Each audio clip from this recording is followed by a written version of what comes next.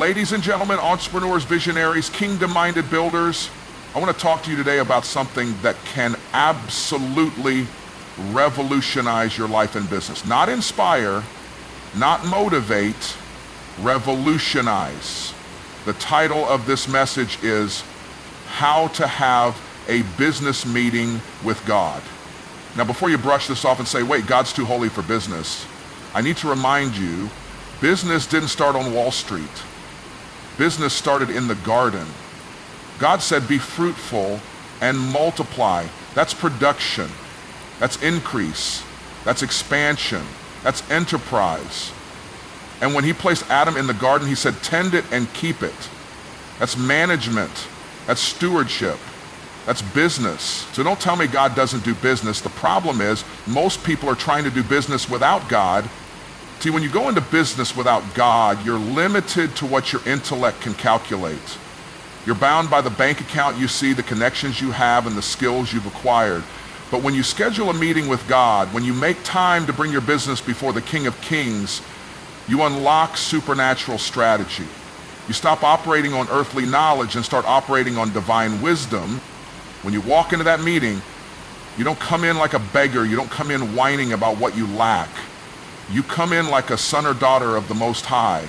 Hebrews says, come boldly before the throne of grace. That's not arrogance, that's alignment. You're not there to convince God to bless your plans. You're there to receive his blueprint. You're not trying to persuade God to give you a breakthrough. You're aligning your business with the breakthrough he's already prepared. But don't come to this meeting sloppy. God is not moved by chaos. He's a God of order. He created the universe with systems and structure. So if you're serious, you show up to that meeting with an agenda. What's the purpose of your business? Who does it serve? What does it solve? Why does it matter to the kingdom? If all you want is money, you'll be rich and empty. But if your business is an assignment, heaven backs it up with favor, clients, connections, and contracts you didn't even see coming. Now let me say this clearly. Bring your numbers, bring your books, bring your spreadsheets. Not because God needs them, but because you need clarity. You can't multiply what you don't measure. Stop separating the spiritual from the practical. God blesses the work of your hands, not your hopes. So show up like it matters. Be excellent, be detailed, but also be quiet. Some of y'all are praying but not listening. You dump your complaints, your goals, your needs, your dreams, and then you leave the meeting. That's not a meeting, that's a monologue. You have to be still long enough to hear instruction. God speaks in silence, and when he speaks, it won't always be what you expect. Sometimes he'll give you a name, a place, a phrase, a scripture. Sometimes it'll be a clear strategy. Other times, it'll be a subtle shift. But every word is worth more than $1 million mastermind. And when the meeting ends, don't just walk away with good feelings. Walk away with divine instructions. Implement what you heard. Move like a person who's been in the presence of God. You don't need another motivational speaker. You need the Holy Spirit as your senior advisor. When God gives you a word, don't sit on it. Execute, move, sow, shift, sell, build. Whatever he says, do it. So from this day forward, I challenge you. No more building without the architect. No more planning without the planner. No more grinding without grace. Schedule the meeting. Show up prepared, speak in faith, listen in stillness, and walk away ready to dominate in business, not by might, not by power, but by his Spirit. That, my friends, is how you have a business meeting with God.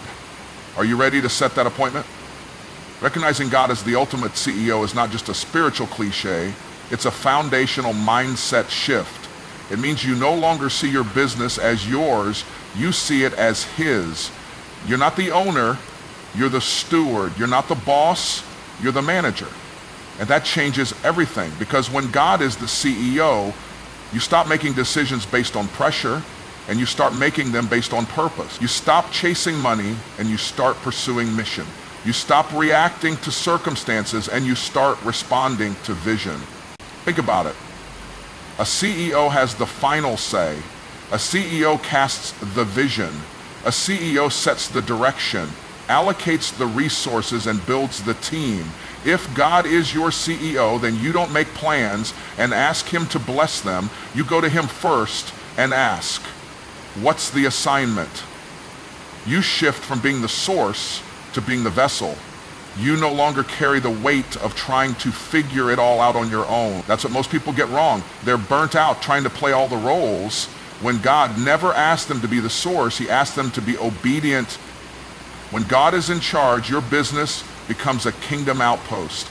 Every product, every service, every conversation becomes a vehicle for impact. Your pricing is based on value, not fear. Your marketing becomes a ministry. Your meetings become moments for miracles. You begin to understand that profit is not a problem. It's provision with purpose. It's the tool, not the target. When you submit your business to the authority of heaven, you give God legal access to pour out favor, strategy, and supernatural alignment. So ask yourself, is God truly the CEO, or is he just the emergency contact? Is he running the boardroom, or is he only brought in when the numbers don't add up? Because if he's not first, he's last. And if he's not leading, then you're building in vain. Psalm 127 says, unless the Lord builds the house, they labor in vain that build it. That's not poetic, that's prophetic. You can grind for years and still miss the mark if the foundation isn't him.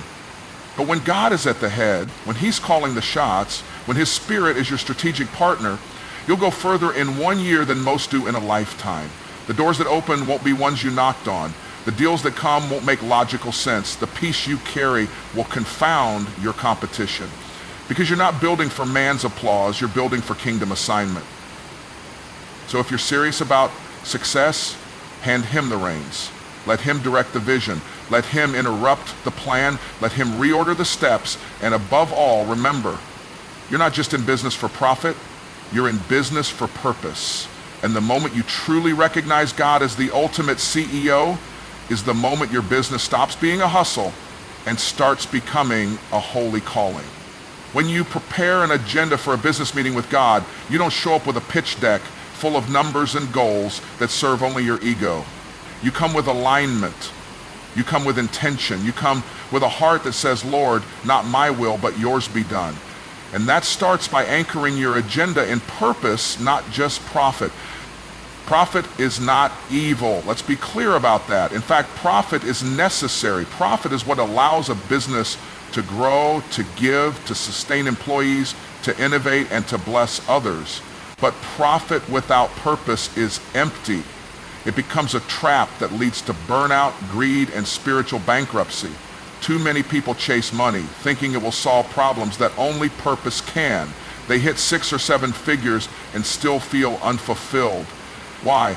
Because they confused cash flow with calling. When you meet with God, your agenda should start with this question. Why does this business exist? Not what does it sell, not who does it serve, but why did God birth it through you? What problem does it solve in the world that aligns with heaven's agenda? What transformation does it create that reflects the character of Christ? If your business is only designed to enrich you, it's too small. But if it's designed to serve others, to uplift communities, to reflect excellence, justice, creativity, and stewardship, then you've tapped into something bigger than a bottom line. Purpose gives your profit a mission. It's what keeps you going when the revenue dips. It's what keeps you ethical when shortcuts look tempting. It's what gives your clients more than just a transaction. It gives them transformation. And that's what the kingdom is about. It's not just about making a sale. It's about making an impact. That kind of agenda gets God's attention because now you're building something that he can breathe on. So as you sit down to prepare your business agenda, don't just list your revenue goals, client targets, or expansion plans. Include what you're believing for in the lives of the people you serve. Include the vision for how your business will reflect integrity in an industry filled with compromise. Include how you'll use what you earn to fund causes that matter to heaven. Include prayers for your team, your vendors, your customers. Include a posture of surrender. God, interrupt this plan if you need to. Shift it, redirect it. I want your fingerprints all over this. That kind of agenda isn't just practical, it's prophetic. It invites God into the very core of your strategy. And when your purpose leads the way, profit will follow. not just as currency, but as confirmation, because now you're not building your empire, you're expanding his kingdom. And that's the kind of meeting God never misses. When you come into a business meeting with God, you must understand that your posture matters just as much as your prayers. Too many believers approach God like he's reluctant to bless them, like he's holding back opportunities until they prove they're worthy. That mindset is rooted in fear, not faith. But the word says in Hebrews 4:16, let us therefore come boldly under the throne of grace, not timidly, not cautiously, boldly.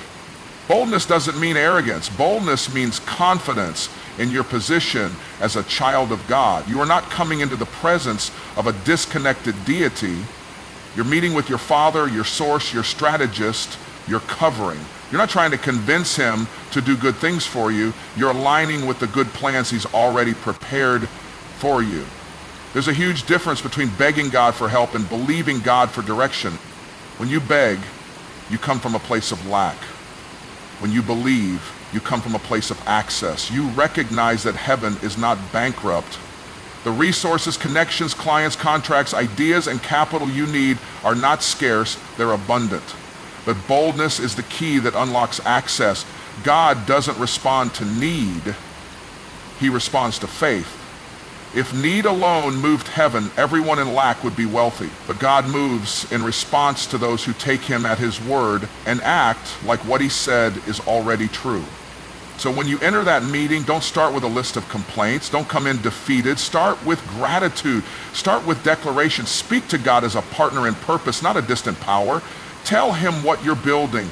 Tell him what you believe. Lay your plans at his feet, but with the expectation that he will speak, direct, and provide. That's what boldness looks like, trusting that your God is not only able, but willing. Boldness also means you come prepared. You don't just throw out vague prayers like, Lord, bless my business. You come with vision, with numbers, with projections, with needs, with structure. Why? Because boldness isn't passive, it's proactive. Boldness says, God, here's what I've planned, now breathe on it. Correct it if needed, accelerate it if aligned. You show up like someone who believes God actually cares about the details, because he does. This mindset shift is crucial. If you come in begging, you'll second guess every move you make. You'll walk in fear, undercharge for your services, hesitate to scale, and miss divine timing. But when you come in boldness, you walk in authority. You understand that you're not just building a business, you're carrying out an assignment. And heaven backs every move made in faith. So shake off the false humility. Stop shrinking. You're not being holy by playing small. Come to the meeting table with your head high and your heart open. Speak like a son, request like a daughter, dream like someone who knows the king, because that's who you are. And when you enter with boldness, not begging, you don't just leave inspired, you leave empowered. When you come into a business meeting with God, you need to bring more than just your prayers and hopes. You need to bring your numbers and your vision.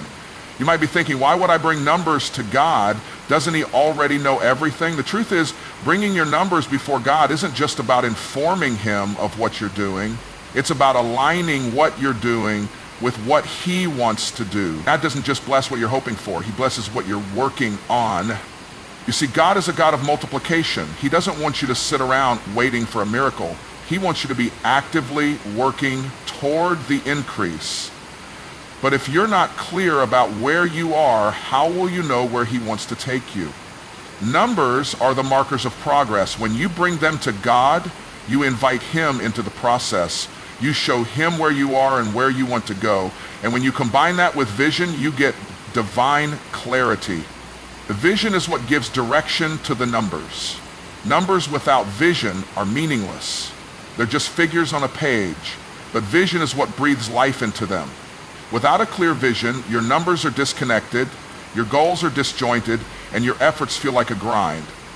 But when you know the why behind your work, the how becomes much clearer. Think about it. God loves to work with what we have. Remember when he told Moses, what is that in your hand? Moses had a staff, something simple, something he thought was just a tool of his trade. But when God showed up, he multiplied it. He didn't ask Moses for something Moses didn't have. He said, show me what you've got. And that's what God is saying to you today. Show me the numbers, bring them to the table, not in desperation, but in dedication. Show him your revenue, your expenses, your projections, your goals. Don't hide behind vague hopes.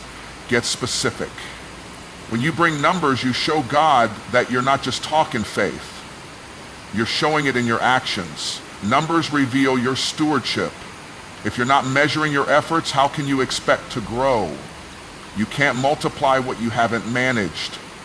God doesn't bless chaos, he blesses organization. He blesses strategy, he blesses structure. When you bring him the numbers, you're saying, I've done my part to build with excellence.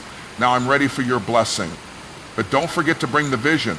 Vision is the language of the kingdom. Without vision, the numbers don't mean anything.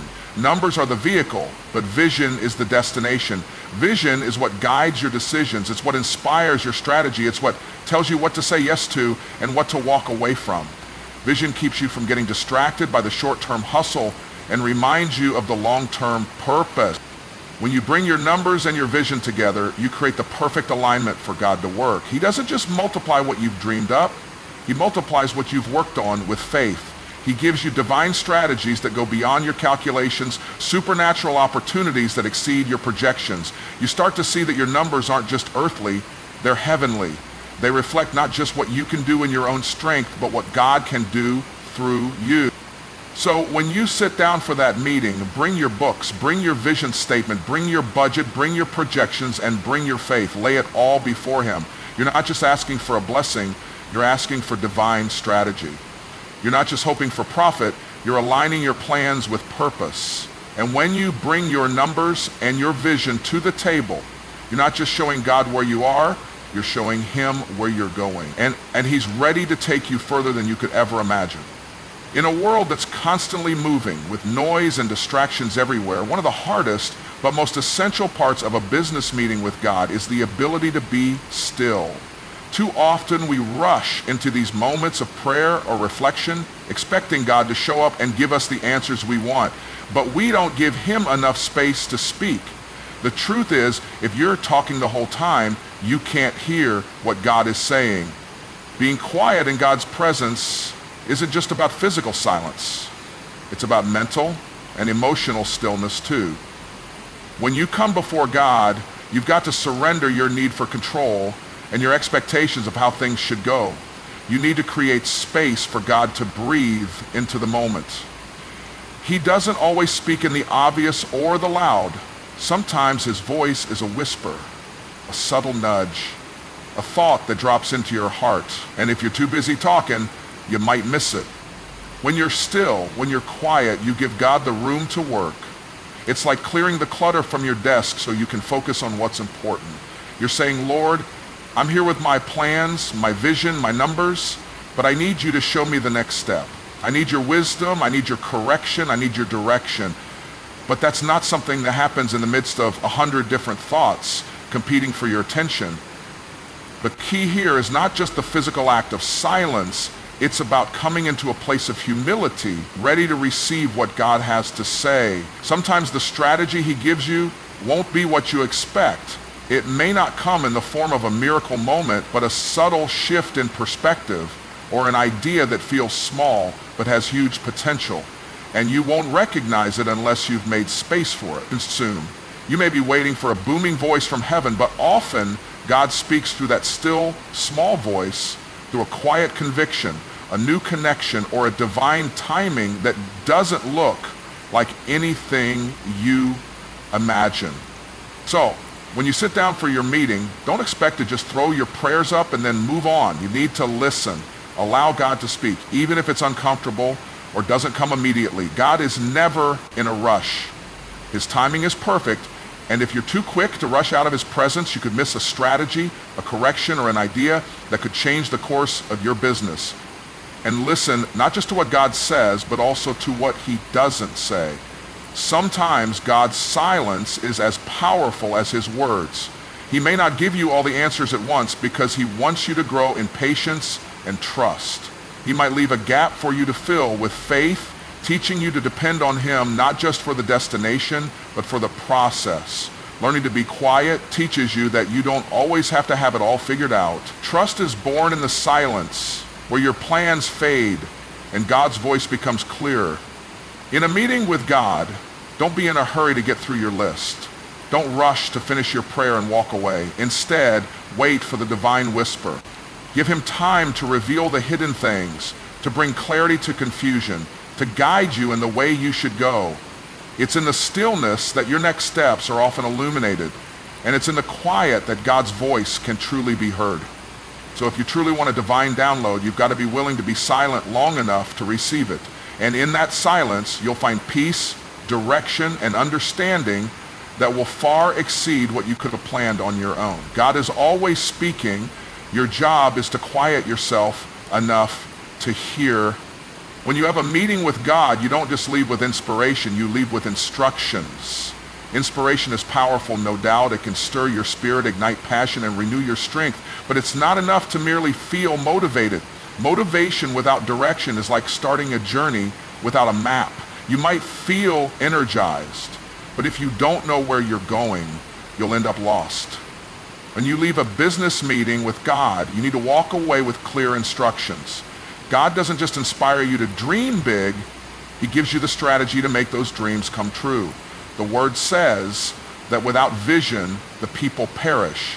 But vision without direction is just a wish. When God speaks into your business, he's giving you more than a pep talk. He's giving you divine strategies, creative ideas, and action steps that are tailor-made to bring his purpose to life through your work.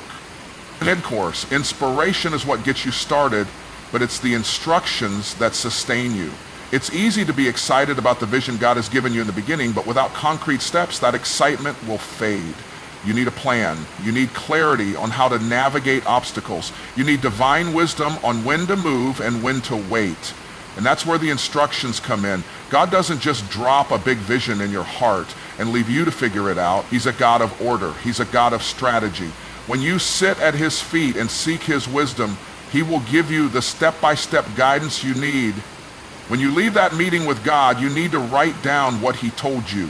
Even if it doesn't all make sense right away, write it down. His instructions are not just vague notions.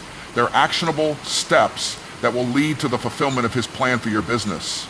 It's easy to get caught up in the excitement of what God has shown you, but without action, the vision remains dormant. The Bible says that faith without works is dead. Inspiration without implementation is also dead. If God has given you a vision, he's also given you the capacity to carry it out. But it's up to you to take his instructions and move. Sometimes those instructions won't come all at once. Sometimes God will give you the next step and you won't see the whole picture yet. But he's teaching you to trust him step by step. Each instruction is like a breadcrumb leading you to something greater. And as you follow those instructions with obedience, he will reveal more. It's a process of learning to trust God's timing and his method. Your job isn't to figure everything out in one sitting. It's to take what he's given you and apply it faithfully. And this is where many people falter. They get inspired, but they don't act. Or they act on their own ideas without waiting for God's direction. Inspiration alone won't build a business. It's the instructions that shape your actions and direct your path. So when you leave your meeting with God, don't just walk away feeling pumped up. Walk away with a to-do list that God has given you. Those instructions will be the roadmap to your success, but you have to take the time to listen, take them seriously, and commit to following through. God isn't just about motivating you to dream big. He's about equipping you to execute those dreams. When you have clear instructions from God, you stop second-guessing your decisions. You stop wondering if you're doing the right thing. You can move forward with confidence, knowing that you are walking in his will and his timing. And as you follow through with those instructions, you'll start to see the results that God promised: abundance, favor, and the fulfillment of your divine purpose. So remember, inspiration is good, but instructions are what will take you from dreaming to doing. Leave your business meeting with God with a clear action plan. Don't just be inspired, be transformed by the clarity and strategy he gives you to execute his vision for your life and business. In conclusion, when you approach a business meeting with God, You're not just seeking inspiration, you're seeking divine clarity, direction, and empowerment to execute his purpose through your work. Recognizing God as the ultimate CEO shifts your mindset from ownership to stewardship, aligning your business not with your personal agenda, but with his kingdom vision. Preparing an agenda rooted in purpose, not just profit, ensures that your efforts go beyond financial gain and make a lasting impact on those you serve. Entering with boldness, not begging, allows you to approach God as a partner in purpose, knowing that he's already equipped you for success. By bringing your numbers and vision to the table, you invite God into the practical side of your business, giving him the opportunity to breathe his divine strategy into your plans. And by being quiet long enough to listen, you make space for God's voice to guide your decisions, reminding you that his wisdom surpasses anything you can achieve on your own. Finally, leaving with instructions, not just inspiration, ensures that you don't just leave the meeting with a sense of excitement. You leave with a clear path to follow. God doesn't just want to inspire you. He wants to equip you with the actionable steps that will bring your vision to fruition. So as you go forward, remember that you're not building your business alone. You're building with the wisdom, favor, and direction of the creator of the universe. Stay focused, stay obedient, and trust that as you follow his lead, your business will not only succeed, but will fulfill the higher purpose it was created for.